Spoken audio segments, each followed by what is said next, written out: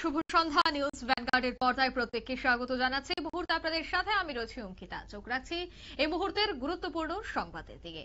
NSS এর আজ সূচনা হয়ে গেছে, কারণ প্রত্যেক বছরই 7 দিন ব্যাপী এনএসএস শিবিরের আয়োজন করা হয় প্রত্যেকটি বিদ্যালয়ে। ঠিক তেমনি সোনামুড়ার পিএম শ্রী নবদ্বীপ চন্দ্র ইনস্টিটিউশনেও 7 দিন ব্যাপী এনএসএস শিবিরের উদ্বোধন হয়েছে। পড়ুয়া সহ শিক্ষক শিক্ষিকাদের উপস্থিতিও ছিল বেশ লক্ষণীয়। ছাত্র অবস্থা থেকেই ছাত্রছাত্রীদের মধ্যে পড়াশোনার পাশাপাশি সমাজ সেবার মানসিকতা গড়ে তোলার জন্যই এই এনএসএস ক্যাম্পের আয়োজন করা হয়। মানুষের প্রয়োজনে মানুষের পাশে দাঁড়ানোর মানসিকতা যেন নিজেদের মধ্যে তৈরি হয়, পাশাপাশি সমাজ এবং রাষ্ট্রের প্রয়োজনে নিজেকে তৈরি করার মানসিকতা গড়ে তোলার উদ্দেশ্যই হচ্ছে ন্যাশনাল সার্ভিস স্কিম, অর্থাৎ জাতীয় সেবা প্রকল্প। তাই ছাত্রছাত্রীদের বিদ্যালয় স্তরে এনএসএস কিংবা এনসিসিতে যোগ দিতে হবে সেটা ভাবতে হবে না, তার যে লক্ষ্য তার বাস্তবায়নে নিজেকে তৈরি করতে হবে।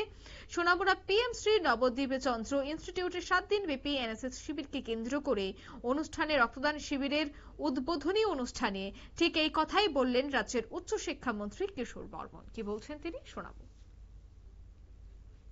ছাত্র অবস্থা থেকেই আমাদের ছাত্রছাত্রীদের পড়াশোনার পাশাপাশি আমাদের মধ্যে যেন সমাজ সেবার মানসিকতা যাতে গড়ে ওঠে, মানুষের প্রয়োজনে মানুষের পাশে দাঁড়ানোর মানসিকতা যাতে আমাদের মধ্যে গড়ে ওঠে, সমাজের প্রয়োজনে রাষ্ট্রের প্রয়োজনে সমাজের সেবায় রাষ্ট্রের সেবায় নিজেকে নিয়োজিত করা, এই মানসিকতা যাতে আমাদের মধ্যে গড়ে ওঠে।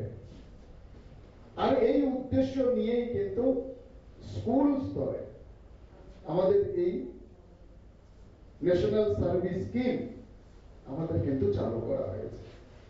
তা আমাদের লক্ষ্য রাখতে হবে, যেই উদ্দেশ্য নিয়ে আমরা সদস্য হচ্ছি, স্কুলে পড়ছি, তাই হয় এনএসএস নয় এনসিসি, কোনো একটাতে আমাদেরকে যুক্ত হতে হবে।